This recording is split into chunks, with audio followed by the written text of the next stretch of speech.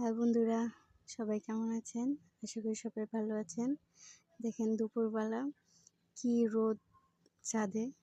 আসলে তেমন দুপুরও হয় নাই, মাত্র 11টা বাজে। এই তো আমার মেয়ের কাপড় নিয়ে আসি দেওয়ার জন্য, এসে এদিকে কি রোদ, একদমই থাকা যাইতেছে না। তো যাই হোক, খুব তাড়াতাড়ি কাপড় দিলাম রোদে।